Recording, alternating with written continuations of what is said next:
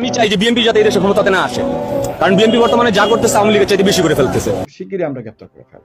টমটমলারা যাতে কোনো ধরনের রাজনৈতিক অঙ্গনে একের পর এক উত্তেজনাকর বক্তব্য এবং হঠাৎ কর্মসূচির কারণে আলোচনার কেন্দ্রবিন্দুতে উঠে এসেছে বিএনপির কেন্দ্রীয় নেতা ইশরাক হোসেন।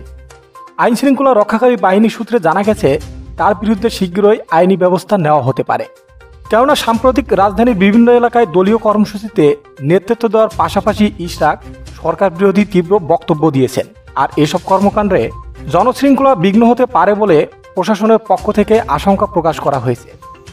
এছাড়াও ঢাকা মহানগর পুলিশের এক ঊর্ধ্বতন কর্মকর্তা বলেন, ইশরাক হোসেন নিয়মিতভাবে অনুমতি ছাড়া উস্কানিমূলক বক্তব্য দিচ্ছে, এমনকি জোর করে ক্ষমতার অপব্যবহারের চেষ্টাও করছে।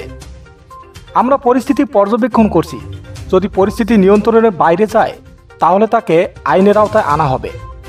এদিকে বিএনপি বলছে সরকার পরিকল্পিতভাবে বিরোধী দলীয় নেতাদের দমন করতে চায়।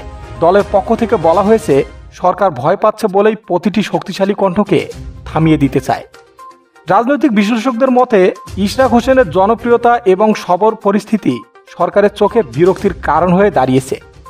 এদিকে সরকার চাইছে পরিস্থিতি শান্ত রাখতে, অন্যদিকে বিরোধী দলও চাইছে রাজপথে স্বয়ংক্রিয় থাকতে।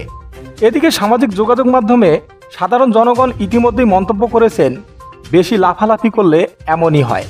তো দর্শক, এই মুহূর্তে ইশরাক হোসেনকে গ্রেপ্তার করা কি ঠিক হবে? জানিয়ে দিন আপনাদের মূল্যবান মতামত আমাদের কমেন্ট বক্সে।